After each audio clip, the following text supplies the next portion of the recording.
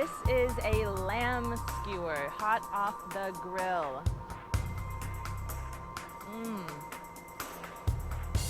That is really good. I can see why there was a line outside. It's tender, it's juicy, it's fatty, it's well seasoned. All right, it's time for the big boy. Look at this guy. Mackerel on a stick, seasoned, barbecued, dusted with chili powder. That looks amazing. Let's dive in with the bottom here, a little bit of fish belly, and see what she's like.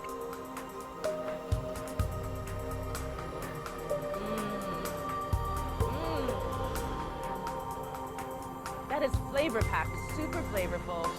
It's got a very charred sort of barbecue outside flavor. It's warm and soft on the inside, dusted with chili powder, as you can see.